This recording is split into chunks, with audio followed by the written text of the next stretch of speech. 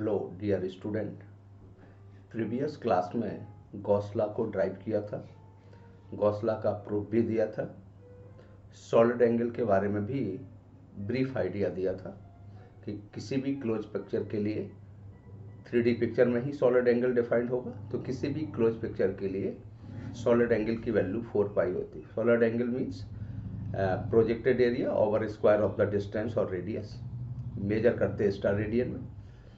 तो हमने Gauss law का एक एप्लीकेशन भी प्रीवियस क्लास में लिखा था। इनफाइनाइट रॉड की वजह से सिंगल स्टेप में इलेक्ट्रिक फील्ड निकाला था 2k λ/r।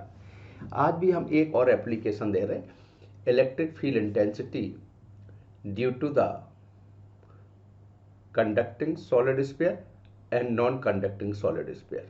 और दोनों में 3 केसेस रहेंगे, इनसाइड, आउटसाइड एंड सरफेस।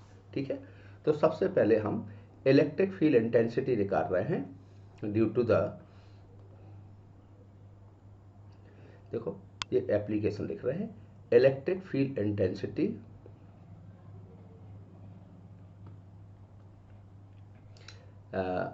ये आपका कंडक्टिंग सॉलिड स्फीयर है जिसका रेडियस r है।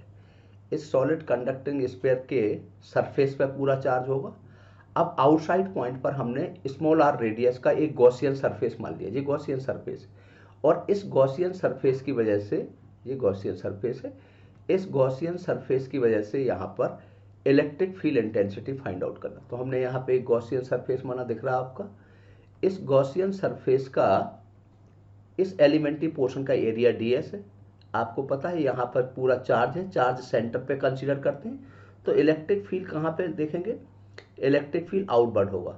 वैसे तो आपको पता है रेडियली आउटवर्ड होती है, तो ये इलेक्ट्रिक फील्ड की डायरेक्शन हो गई। गॉस लॉ का स्टेटमेंट क्या कहता है, total electric flux equal to 1/ε0 times to the total charge enclose within the Gaussian surface. ये गॉसियन सरफेस है, जो मैं इसको थोड़ा सा बनाना चाहता हूँ कि ये कौन सा सरफेस है बेटा, ये गॉसियन सरफेस, डॉट डॉट करके कर दूं, ये गॉसियन सरफेस है, ये डॉट डॉट करके जो लिखा है ये गॉसियन सरफेस। तो गॉसियन सरफेस के अंदर कितना चार्ज है, यही क्यू चार्ज होगा। तो E इंटू गॉसियन सरफेस का area 4πr² small r² equal to Q/ε0। Next page पे किया होगा मैंने। ठीक है, आप सोच रहे होंगे इनके बीच का एंगल, तो electric field vector, area vector दोनों पैरेलल हैं, तो इनके बीच का एंगल 0, तो cos 0 की वैल्यू 1 कर दी। ठीक है बेटा, सो यहाँ पर ये E इंटू 4πr² आ जाएगा, 4πr² इक्वल टू Q/, ये आउटसाइड पॉइंट पर इलेक्ट्रिक फील्ड आ गया, और ऐसा लग रहा है जैसे कि पूरा चार्ज सेंटर पे रखा हो। ये E प्रोपोर्शनल टू कितना आ गया, 1/r²। लेकिन ये बात तब सही है जब r से ग्रेटर है, आउटसाइड पॉइंट में। ठीक है, सरफेस पे निकालेंगे तो आपको पता है स्मॉल r कैपिटल R के बराबर होगा। तो स्मॉल r को अगर कैपिटल R के बराबर कर दें तो यहाँ पे रख देंगे, तो ये सरफेस पर इलेक्ट्रिक फील्ड इंटेंसिटी आ गया। ठीक है, ये कहाँ पे आ गया, सरफेस पर इलेक्ट्रिक फील्ड इंटेंसिटी KQ/r²। इसके बाद अगर इनसाइड पॉइंट पे निकालोगे तो फिर नेक्स्ट केस हमने इनसाइड पॉइंट पे लिया है। इनसाइड पॉइंट पे लिखा स्मॉल r कैपिटल R से स्मॉलर है, ये आपका क्यू चार्ज है स्फीयर पर यूनिफॉर्मली। ये कोई गॉसियन सरफेस है स्मॉल r रेडियस का, और जो कैपिटल R रेडियस है यहाँ पे, ये आपका स्फीयर है जिस पे चार्ज डिस्ट्रीब्यूशन है। तो आप बताओ, इस गॉसियन सरफेस पर तो कोई चार्ज होगा नहीं, इस गॉसियन सरफेस के अंदर चार्ज होगा नहीं, क्योंकि चार्ज तो always reside on the outer surface. So EdS equal to 1/ε0। Gaussian surface के अंदर चार्ज का सम या चार्ज कितना है, 0 है, तो ये टर्म 0 हो गया। एरिया 0 हो नहीं सकता, as ds is not 0, hence electric field intensity equal to 0। तो inside the conducting solid sphere और hollow sphere electric field intensity 0 होगा। अगर इसको हम थोड़ा सा ग्राफिकल बात करते यहाँ पर, तो एक ग्राफ बना के देखें तो आपने देखा इनसाइड पॉइंट पर इलेक्ट्रिक फील्ड इंटेंसिटी 0 है बेटा, इनसाइड पॉइंट पर। अगर इसका ग्राफिकल बात करें कि इलेक्ट्रिक फील्ड R के साथ कैसे वेरी कर रहा, तो देखो ऐसा ग्राफ आ जाएगा। यहाँ पे हम इलेक्ट्रिक फील्ड ले रहे हैं, ठीक है बेटा, और इस पॉइंट पर ले रहे हैं डिस्टेंस।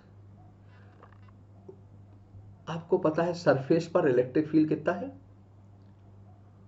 सरफेस पर इलेक्ट्रिक फील्ड मैक्सिमम है, और आउटसाइड पॉइंट पे r² के इनवर्सली प्रोपोर्शनल है। r² के कैसा है, इनवर्सली प्रोपोर्शनल। थोड़ा ध्यान से देखें, यहाँ पे मैंने क्या लिखा, इलेक्ट्रिक फील्ड इंटेंसिटी यहाँ आर स्क्वायर के इनवर्सली प्रोपोर्शनल है।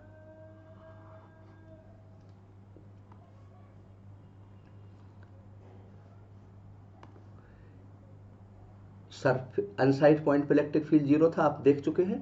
तो ये इनसाइड पॉइंट बनाते रहे, यहाँ पे small R equal to capital R करे दे रहे, और यहाँ पे आर स्क्वायर के इनवर्सली होगा। देखो ये कट नहीं करेगा, आपको पता है हाइपरबोलिक कर्व में।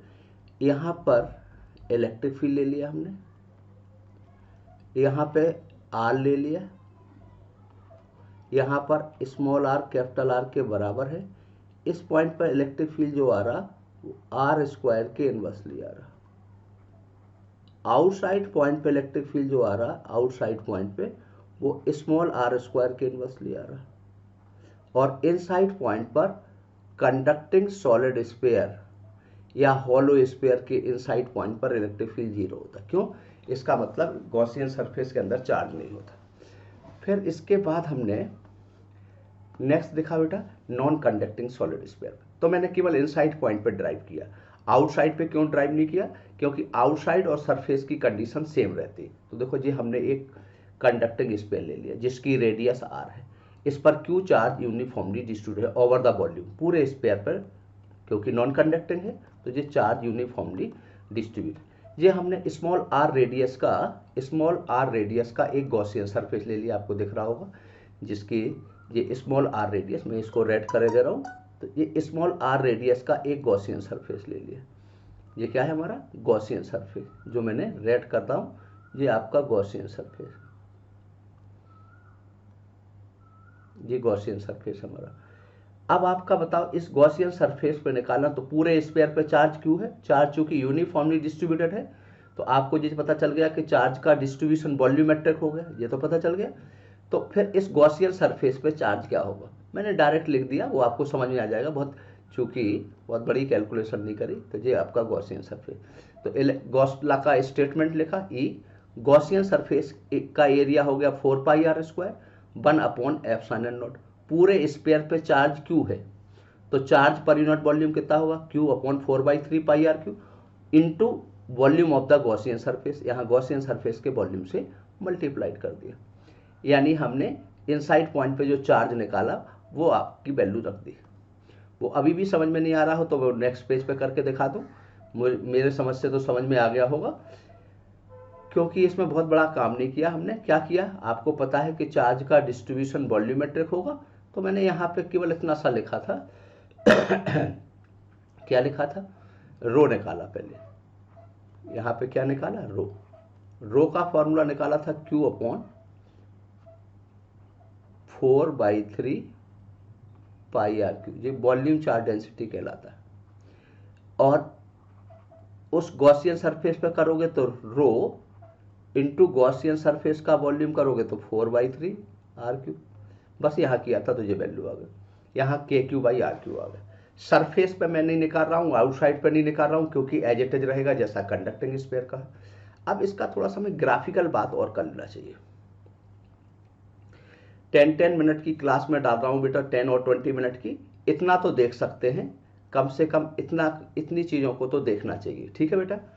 क्योंकि पिछली क्लास से एग्जाम भी बच्चों का चल रहा, पर जो 12th स्टडिंग है उनके लिए तो बहुत ही ज़्यादा फ्रूटफुल है बेटा, तो उनको तो रेगुलर देखना चाहिए, ठीक है वीडियो।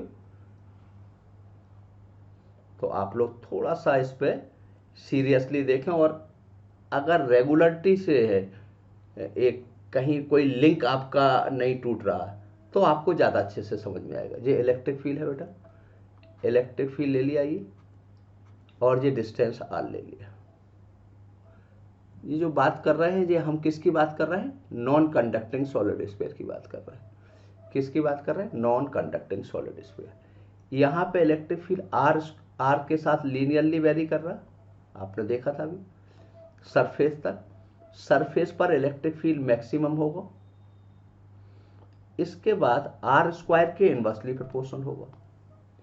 इसके बाद क्या होगा, r² के इनवर्सली प्रोपोर्शनल हो गया।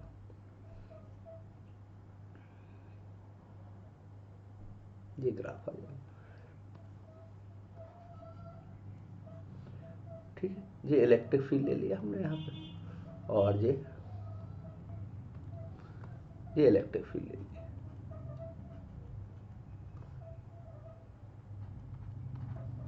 स्मॉल r इक्वल टू, ये किस पॉइंट पे आ गया बेटा, इनसाइड पॉइंट। तो इनसाइड पॉइंट पर जो इलेक्ट्रिक फील्ड आया वो r के डायरेक्टली आया। सरफेस पर जो इलेक्ट्रिक फील्ड आ रहा वो r स्क्वायर के इनवर्सली आ रहा। आउटसाइड पॉइंट पे जो निकाल रहा है वो स्मॉल r स्क्वायर की आउटसाइड, हमने कहा था एज इट इज रहेगा जैसा कि कंडक्टिंग के लिए रहेगा, केवल इनसाइड पॉइंट पर इलेक्ट्रिक फील्ड बदलेगा। तो ये ग्राफ आ जाएगा आपका। इस तरीके से हम इसका ग्राफिकल स्टडी कर सकते हैं। तो मुझे लगता है 10 मिनट 20 मिनट का टाइम तो बेटा रेगुलर निकाला जा सकता है। तो मैं 10 से 20 मिनट की क्लास ही डाल रहा हूँ। आपको पता है मेरी एक क्लास 1.5-2 घंटे की मैं शुरू में डाल भी रहा था, पर मैंने थोड़ा सा ध्यान रखा आपका। तो अब आप थोड़ा सा इसको सीरियसली देखें बेटा। और फिजिक्स का एक और प्रिंसिपल होता है कि अगर बीच बीच में आपकी लिंक टूट जाती है तो कनेक्टिविटी नहीं बन पाती। तो कनेक्टिविटी के लिए ज़रूरी है कि एक रेगुलरिटी रहे। एक और बात है, अभी से अगर हम सिंसियर वे में स्टडी स्टार्ट कर दोगे तो आईआईटी मेंस का एटलीस्ट आईआईटी मेंस का एग्ज़ाम बहुत आसानी से और 100 परसेंटाइल के साथ निकाला जा सकता है। बहुत सिंपल पेपर होता है, पर होता क्या है, बिगनिंग में स्टूडेंट टेक इन ग्रांटेड लेता है, ठीक है, बहुत नॉन सीरियस रहता है। ये ऐसा नहीं कि ये इस ईयर की बात है, ये मैं पिछले कई सालों से टीच कर रहा हूँ उसका।